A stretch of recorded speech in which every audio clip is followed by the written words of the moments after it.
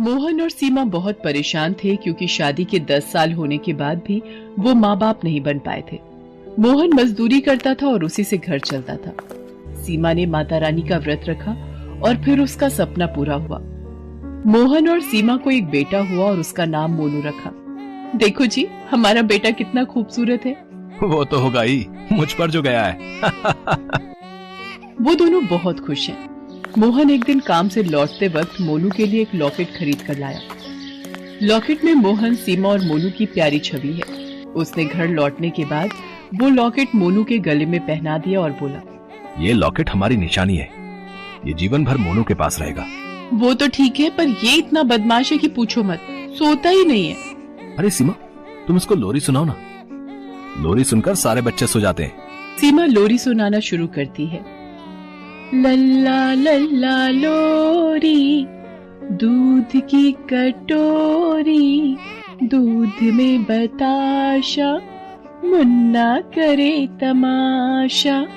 लल्ला लल्ला लोरी, दूध की कटोरी, दूध में बताशा, मुन्ना करे तमाशा।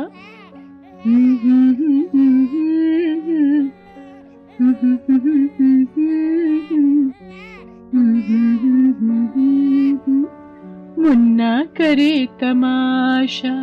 ऐसे ही दिन भी बीतते रहे। मोनू थोड़ा बड़ा हुआ। एक दिन मोनू ने मेले में घूमने जाने की जिद पकड़ ली। दुर्गा माँ के मंडप के पास मेला लगा था। महेश और सीमा मोनू को मेले में लेकर गए, मगर तभी दुर्घटना घटी। मेले में अचानक से आग लग गई। अरे बाप रे, मेले में आग लग गई है, भागो, अरे भागो। सीमा भागो, आग लग गई है। आप मोनू को छोड़िएगा मत। सभी इधर उधर जान बचाने के लिए भागने लगे और फिर वही हुआ जिसका डर था। मोहन से मोनू का हाथ छूट जाता है। मोनू वहीं गिर जाता है। माँ, पापा, बचाओ, कोई मुझे बचाओ। इतने शोर में सीमा और मोहन मोनू को सुन नहीं पाए। भीड़ से दूर जाकर वो मोनू को ढूंढने लगे। अरे मोनू कहाँ गया? मोनू, आपने मेरे मोनू का हाथ छोड़ दिया। अरे इतनी भीड़ में कब और क्या हुआ, कुछ पता ही नहीं चला। ढूंढो उसे। मोनू, मोनू, मेरा मोनू। दोनों ने मिलकर मोनू को बहुत ढूंढा, मगर मोनू नहीं मिला। मोहन और सीमा रोते हुए घर चले आए। इतनी मुश्किल से दोनों को संतान प्राप्ति हुई थी। घर में खुशी आई थी, लेकिन आज सारी खुशी खत्म हो गई। सीमा ने रोते हुए कहा, हे भगवान, हमारे साथ ऐसा क्यों हुआ? हमने किसी का क्या बिगाड़ा है? हे भगवान, आज मेले में क्यों गए हम? वो सब मुझे नहीं पता। मुझे मेरा मोनू वापस चाहिए। मुझे मेरा मोनू ला दो। मेरा मोनू ला दो मुझे। ठीक है सीमा, तुम चिंता मत करो, चाहे कुछ भी हो जाए, मैं मोनू को ढूंढ कर ही लाऊंगा। ये बोलकर मोहन घर से निकल गया और रास्ते में इधर उधर मोनू को ढूंढता रहा। ढूंढते ढूंढते मोहन को समय का कोई ध्यान नहीं रहा। शाम को थका हारा वो घर आया। सीमा रो रही थी। मोहन को देखकर वो बोली, क्या हुआ जी, मेरा मोनू कहीं मिला? नहीं सीमा, मैंने सब जगह ढूंढा पर मोनू कहीं भी नहीं मिला। झूठ बोल रहे हैं आप, झूठ। मेरा मोनू मेरे बिना एक पल भी नहीं रह सकता। मेरा मोनू वापस आएगा। आज ये वचन देता हूँ, मैं मोनू को तुम्हारी गोद में ला कर ही रहूंगा, चाहे इसके लिए मुझे अपने प्राण ही क्यों ना देने पड़े। अगले दिन से मोहन बस मोनू को ढूंढता रहा और सीमा घर पर रोती रही। कुछ दिन बीत गए। काम पर न जाने की वजह से मोहन का काम भी चला गया और घर पर रो रो कर सीमा पागल सी हो गई। कुछ दिन बाद घर का सारा राशन खत्म हो गया। तब दोनों को मालूम हुआ कि ये ज्यादा दिन नहीं चलेगा। अगर खाना ही ना मिले तो वो मोनू को ढूंढेंगे कैसे? ये सोचकर दोनों ने अमीरों के घर नौकरी शुरू की। उन घरों में मोहन घर की साफ सफाई करने से लेकर कपड़े धोने तक सारा काम करता रहा और सरला उन घरों में खाना बनाने लगी। काम के बाद बचे हुए समय में मोनू की खोज में दोनों बस इधर उधर भागते रहे। देखना सीमा, मोनू एक दिन जरूर मिलेगा। बस उसे एक बार देख लो इन आंखों से, मैं भगवान से दुआ मांगती हूँ। ऐसे ही 25 साल बीत गए, मगर मोनू अभी तक नहीं मिला। इतने दिनों में मोहन और सीमा बहुत सारे घरों में काम कर चुके हैं। एक दिन दोनों को खबर मिली कि शहर में एक अभिषेक नाम का आदमी आया है। उसकी उम्र तो बस 30 साल है, मगर उसके पास पैसे बहुत हैं और उसको 2 काम करने वालों की जरूरत है। तनख्वाह भी बहुत अच्छी है। मोहन और सीमा उसके पास जाते हैं। मालिक, हमें ये काम दे दीजिए मालिक। हमें काम की बहुत जरूरत है। हाँ, तुम दोनों काम कर पाओगे क्या? इतनी उम्र जो हो गई है। अभिषेक की पत्नी का नाम ऋतु है। ऋतु वहां पर आ जाती है और कहती है, ये दोनों बूढ़ा बूढ़ी किसी काम के नहीं, भगा दो इन दोनों को। नहीं नहीं मालकिन, हम बिना कुछ कहे काम करेंगे, बस हमें इस काम के लिए रख लीजिए। ठीक है, रख तो लेंगे, मगर काम के वक्त थोड़ा सा भी नखरा किया तो मुझसे बुरा कोई नहीं होगा। मोहन और सीमा को काम मिल जाता है और दोनों काम पर लग जाते हैं। मोहन घर साफ करता है और सीमा खाना बनाने में लग जाती है। ए बुड्ढे, उधर ठीक से साफ नहीं हुआ, ठीक से साफ कर चल। जी मालकिन, अभी करता हूँ। अरे ठीक से कर, ये वाला कोना क्या तेरा बाप साफ करेगा? मोहन चुपचाप सुनता रहता है और काम करता रहता है। उधर सीमा खाना बना लेती है। अभिषेक और ऋतु दोनों खाने के लिए बैठते हैं। सीमा दोनों को खाना देती है और चुपचाप पास में खड़ी रहती है। अभिषेक पहला निवाला लेता है और कहीं खो जाता है। अरे ये क्या हुआ अभिषेक? क्या हुआ मालिक? खाना अच्छा नहीं बना है क्या? नहीं नहीं, वो बात नहीं है, ये स्वाद बहुत जाना पहचाना सा लग रहा है। जाना पहचाना? ये कैसे हो सकता है? सीमा ने तो पहली बार खाना बनाया है इस घर में। हाँ वो बात तो है, पता नहीं, ये मेरा भ्रम हो सकता है। दोनों खाना खा लेते हैं, लेकिन तभी मोहन गलती से कांच का बर्तन जमीन पर गिरा देता है और वो टूट जाता है। ऋतु बहुत गुस्सा हो जाती है। अरे ये क्या कर दिया इस बूढ़े ने, इतना महंगा बर्तन तोड़ दिया। माफ करना मालकिन, गलती हो गई। गलती? इस घर में गलती की कोई माफी नहीं है। तभी अभिषेक एक छड़ी लाता है और मोहन को मारने लगता है। सीमा भाग कर आती है और अभिषेक के पैर पकड़ लेती है। माफ कर दीजिए मालिक, इनकी तबीयत ठीक नहीं है। लो बहाना शुरू, मैंने तभी बोला था कि इन दोनों को निकाल दो, अब भुगतो। आप मुझे मारिए मालिक, लेकिन इन्हें छोड़ दीजिए। हाँ तुझे भी मारूंगी, मार खाने का बहुत शौक चढ़ा है ना तुझे। ऋतु तभी एक छड़ी लाती है और सीमा को मारने लगती है। दोनों चिल्लाते हैं। मारने के बाद अभिषेक और ऋतु अपने कमरे में चले जाते हैं। रात में सीमा और मोहन रसोई में सो रहे होते हैं। तभी वो सुनते हैं कि रात को अभिषेक अपने कमरे में चिल्ला रहा है, माँ मुझे ले चल माँ। मालिक ऐसे क्यों चिल्ला रहे हैं? तभी सीमा अभिषेक के कमरे के बाहर जाकर मालकिन पुकारती है। तभी ऋतु दरवाजा खोलती है और कहती है, क्या हुआ इतनी रात को? मालिक चिल्ला रहे हैं, सुनकर रह नहीं पाई। अभिषेक को बीमारी है, उसको कभी कभी नींद नहीं आती, तब वो ऐसे ही चिल्लाता है। मैं कोशिश करके देखूं, तू क्या करेगी? लोरी सुनाऊंगी, लोरी से सभी सो जाते हैं। सीमा अभिषेक के पास जाती है और लोरी सुनाती है। लल्ला लल्ला लोरी, दूध की कटोरी, दूध में बताशा, मुन्ना करे तमाशा। लल्ला लल्ला लोरी, दूध की कटोरी, दूध में बताशा, मुन्ना करे तमाशा।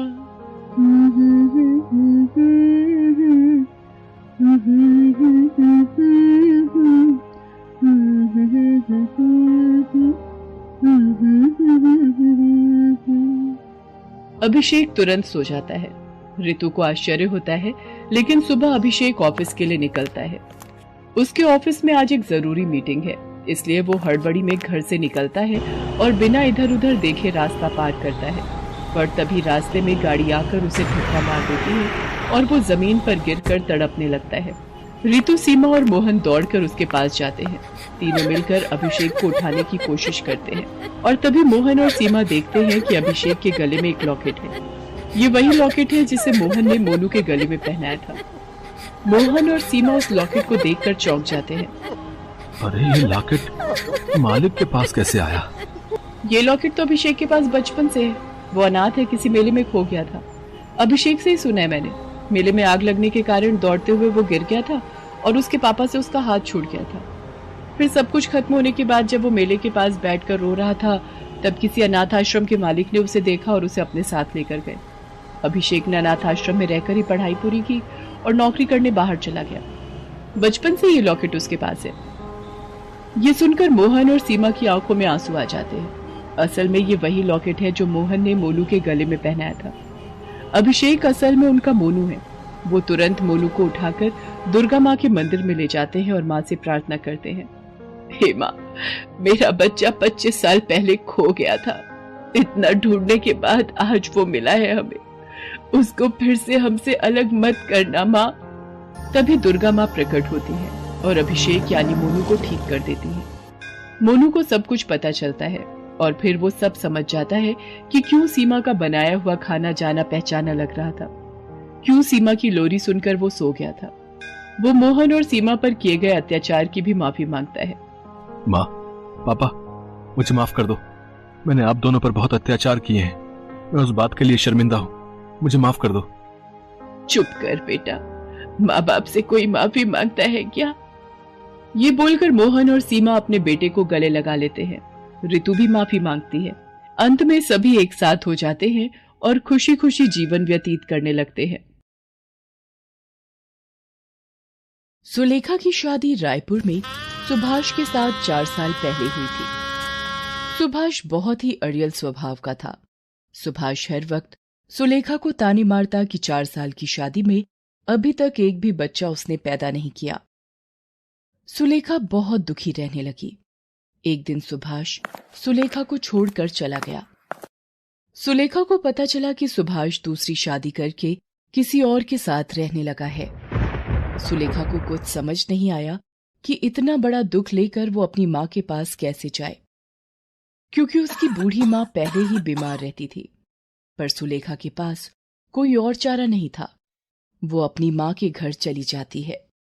सुलेखा बेटी, तू अचानक क्या हुआ और दामाद जी नहीं आए? माँ, वो मुझे छोड़कर चले गए। उन्होंने किसी और से शादी कर ली क्योंकि मैं उन्हें बच्चा नहीं दे पाई। सुलेखा रोने लगती है। उसका दुख देखकर जानकी सदमे में रहने लगती है। सुलेखा को 1-2 दिन ही आए हुए होते हैं। अचानक एक दिन काम करते हुए सुलेखा बेहोश हो जाती है। जानकी बराबर में रहने वाले हकीम को बुलाती है। आपकी बेटी मां बनने वाली है। ये पेट से है। क्या हकीम जी, मेरी बेटी मां बनने वाली है? सुलेखा, तू मां बनने वाली है बेटी। मां, मैं क्या करूं? मेरा जीवन एक ऐसे दोराहे पर आकर खड़ा हो गया है जिसमें पीछे मुड़ने का कोई फायदा नहीं। मुझे अब इस बच्चे के लिए खुद जिम्मेदारी संभालनी है। एक गर्भवती माँ का प्यार मेरे बच्चे को माँ बाप दोनों का प्यार देगा। सुलेखा के साथ जो भी गलत हुआ था वो उसको दोबारा याद नहीं करना चाहती थी। धीरे धीरे दिन बीतने लगे। सुलेखा को पैसों की जरूरत थी, इसलिए वो घरों में चौका बर्तन का काम करने लगी। सारा दिन घरों में काम करके वो थकी हारी घर लौटती थी। गर्भवती होने के कारण उसे काम करने में तकलीफ तो होती थी, पर उसे बच्चे के लिए मेहनत करनी थी। 9 महीने बाद सुलेखा एक बेटे को जन्म देती है। बेटे को देखकर सुलेखा की आंखों में खुशी के आंसू आ जाते हैं। बेटे के जन्म से मानो उसे जीने का सहारा मिल जाता है, पर सुलेखा की माँ उम्र और बीमारी के चलते बेटी का साथ नहीं निभा पाती। सुलेखा की माँ का देहांत हो जाता है। सुलेखा माँ के बिना अधूरी हो गई थी। सुलेखा ने दोबारा काम पर जाना शुरू कर दिया। अब वो बेटे सुमित को भी काम पर साथ ही लेकर जाती। एक दिन, सुलेखा, तुम ये छोटे बच्चे के साथ काम पर आती हो, सारा ध्यान तो तुम्हारा इसकी देखभाल में ही लगा रहता है। ऐसे तो तुम कोई काम नहीं कर पाओगी। तुम अपना हिसाब कर लो, कल से काम पर मत आना। अब मैं क्या करूं? मेरे सारे घर धीरे धीरे छूट गए, पैसे भी खत्म हो गए। मुन्ना रो मत, मैं तेरे लिए अभी दूध लाऊंगी। सुलेखा बेटे को लेकर दूध लेने चली जाती है। भैया, थोड़ा सा दूध मिलेगा? मेरा बच्चा बहुत भूखा है। मुफ्त में तो मैं तुझे दूध नहीं दूंगा। हाँ, एक काम कर, वो जो दूध के बड़े डिब्बे रखे हैं ना, हाँ, वो सारे डिब्बे अच्छे से धो दे और बदले में अपने बच्चे के लिए दूध ले जा।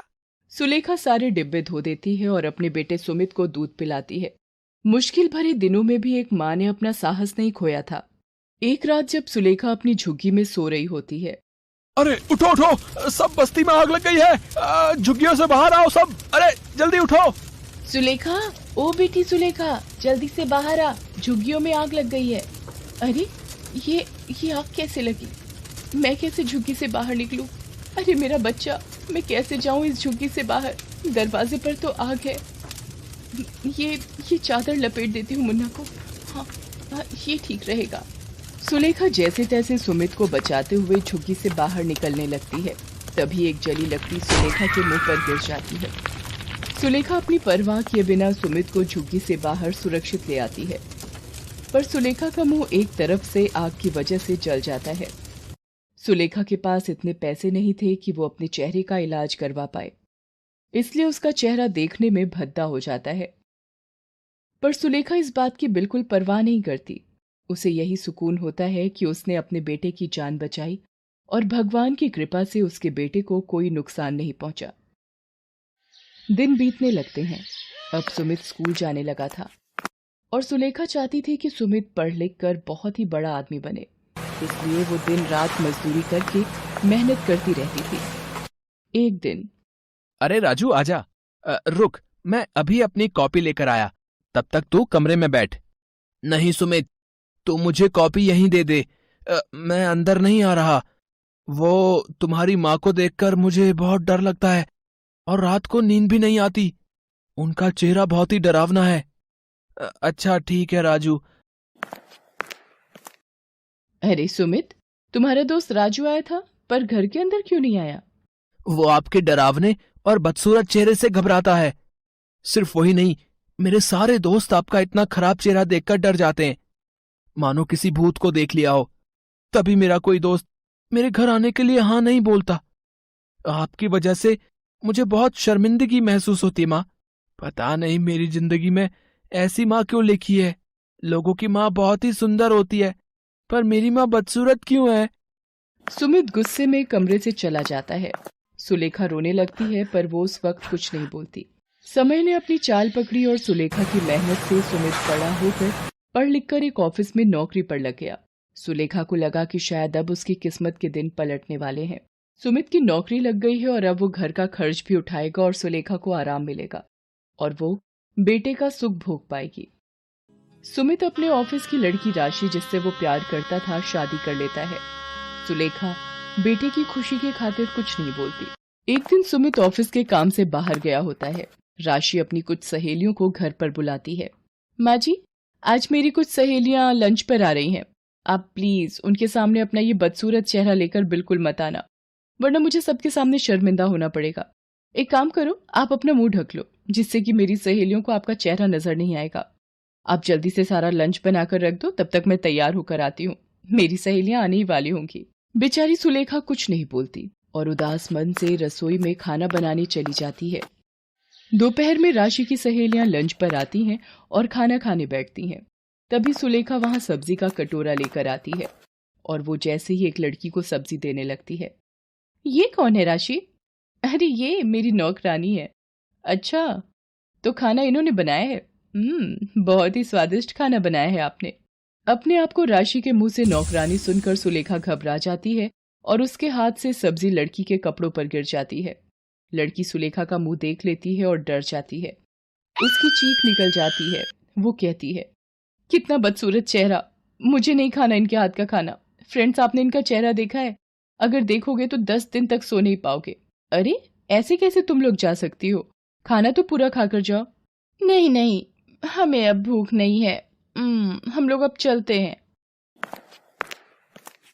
करा दी ना मेरी बेइज्जती। मेरी सहेलियों के सामने आपसे कितनी बार कहा था मैंने कि अपना ये मनहूस चेहरा मेरी सहेलियों के सामने बिल्कुल मत लाना, पर आपने मेरी एक नहीं मानी। आने दो सुमित को, मैं अब इस घर में एक पल भी नहीं रह सकती। सुमित के आने के बाद राशि तरह तरह की बातें बनाकर सुलेखा के खिलाफ उसे भड़काती है। सुमित, अब मैं एक पल भी इस घर में और नहीं रह सकती। अगर तुमने अलग रहने का फैसला नहीं लिया तो मैं तुम्हें छोड़कर अपने मम्मी पापा के घर चली जाऊंगी। माँ, हम और अब आपके साथ नहीं रह सकते। हमारा भी अपना जीवन है, हमारा भी अपना अलग परिवार बनेगा। जब हमारे बच्चे होंगे और आपका ये बदसूरत चेहरा देखेंगे तो शायद वो भी शर्मिंदा होंगे। इसलिए यही सही रहेगा कि हम आपसे दूर हो जाएं। मैं राशि को लेकर जा रहा हूं, हम आज से अलग रहेंगे। पर सुमित बेटा, मैं तुम्हारे बिना कैसे रहूंगी? मेरा तो जीवन ही तुमसे है बेटा। मेरी तो हर सुबह हर शाम तुम्हें देखकर ही होती है। तुम्हारे बिना मैं जिंदा नहीं रह पाऊंगी मेरे बेटे, मुझे छोड़कर मत जाओ। सुमित सुलेखा की बात को नहीं मानता और राशि के साथ अलग घर में रहने चला जाता है। सुलेखा सुमित के जाने से बहुत दुखी हो जाती है। सुमित के बिना जीवन काटना सुलेखा के लिए एक सजा थी। एक सुमित ही तो था जो उसके जीने की आस था। सुमित के जाने के दुख से सुलेखा बीमार रहने लगी। उधर सुमित राशि के साथ दूसरे घर में रहने लगता है। एक दिन सुमित ऑफिस में होता है, तभी उसे अचानक हार्ट अटैक आ जाता है। उसके मुंह से मां शब्द निकलता है। माँ, बहुत दर्द, माँ। सुलेखा सुमित के गम में बेहोशी की हालत में उसे याद कर रही थी। पड़ोस की श्यामा मौसी उसके साथ बैठी थी। ऐसा लग रहा है जैसे मेरे बेटे ने मुझे पुकारा हो, जैसे वो किसी तकलीफ में हो। मैं आ रही हूँ मेरे बेटे, तू चिंता मत कर, मैं आ रही हूँ। क्या हुआ सुलेखा? अरे ये तो बेहोशी की हालत में हो रही है और तेज बुखार भी है। लगता है इसे अस्पताल ले जाना होगा। श्यामा मौसी कुछ लोगों की मदद से सुलेखा को अस्पताल ले जाती हैं। वहां डॉक्टर सुलेखा का चेकअप करता है। तभी एक नर्स वहां आती है। डॉक्टर, एक इमरजेंसी केस आया है। कोई मिस्टर सुमित है, उनकी वाइफ मिसेस राशि उनके साथ है। मेरा बच्चा सुमित? डॉक्टर, पहले आप उन्हें देखो, मेरी चिंता मत करो। डॉक्टर सुमित को देखने लगता है। वो राशि से कहता है, देखिए, हमें जल्दी ही एक हार्ट की जरूरत है। इनका हार्ट पूरी तरह से डैमेज हो रहा है। अगर इनका हार्ट नहीं बदला गया तो इनकी जान भी जा सकती है। राशि रोने लगती है। सुलेखा उसे रोता हुआ देख लेती है। वो नर्स से कहकर राशि को अपने पास बुलाती है। राशि, रो मत बहू, मेरे होते हुए मेरे बच्चे पर आंच भी नहीं आ सकती। तुम चिंता मत करो। माँ जी, कहाँ से नया दिल मिलेगा? कौन देगा इतनी जल्दी? अगर सुमित को कुछ हो गया तो मैं जिंदा नहीं रह पाऊंगी माँ जी। राशि रोते हुए सुमित के पास चली जाती है। सुमित की तबीयत का सुनकर सुलेखा की तबीयत बिगड़ने लगती है। उसकी सांस फूलने लगती है। वो डॉक्टर से कहती है, डॉक्टर, मुझे पता है मैं अब नहीं बचूंगी। आप मेरा एक काम करना, मेरा ये दिल मेरे बच्चे को दे दो। मेरे सुमित को बचा लो डॉक्टर, मेरे सुमित को बचा लो। सुमित को होश आ जाता है। डॉक्टर उसे कहता है, ओह गुड मिस्टर सुमित, अब कैसा फील कर रहे हैं आप? सुमित, अब आप बिल्कुल खतरे से बाहर हैं। डॉक्टर ने कहा है आपको कुछ ही दिनों में छुट्टी मिल जाएगी। राशि, मुझे किसने बचाया? मुझे बताओ। मेरी जिंदगी पर उनका बहुत बड़ा एहसान है। सुमित, जब आपको अस्पताल लाया गया उस वक्त आपकी मां भी अस्पताल में थी। उनकी तबीयत बहुत ज्यादा खराब थी। उन्होंने जब आपके बारे में सुना, आज जो दिल आपके अंदर धड़क रहा है वो आपकी मां जी का है। मां, इतना बड़ा बलिदान मुझ पापी के लिए क्यों मां, क्यों? मुझे माफी मांगने का हक भी नहीं दिया मां। मेरी जिंदगी बचाने के लिए तुमने अपनी पूरी जिंदगी लगा दी मां। मुझे माफ कर दो मां, मुझे माफ कर दो। सुमित बेटा, तुम अपनी माँ के बलिदानों का कर्ज जीवन भर नहीं चुका सकते। तुम अपनी माँ के जिस चेहरे को बदसूरत कहते थे, उस चेहरे पर जले का निशान बचपन में तुम्हें आग से बचाते हुए सुलेखा को मिला था। वो खुद आग की चपेट में आ गई थी, पर तुम्हारी माँ ने तुम्हें कुछ नहीं होने दिया। सुमित श्यामा मौसी की बात सुनकर बहुत रोता है। राशि भी अपने किए पर बहुत दुखी थी। सुमित गंगा घाट पर माँ की अस्थियों को प्रवाहित करता है और हाथ जोड़कर क्षमा मांगता है। सुलेखा ने एक बात ये साबित कर दी थी कि एक माँ का कर्ज बच्चे आजीवन नहीं चुका सकते।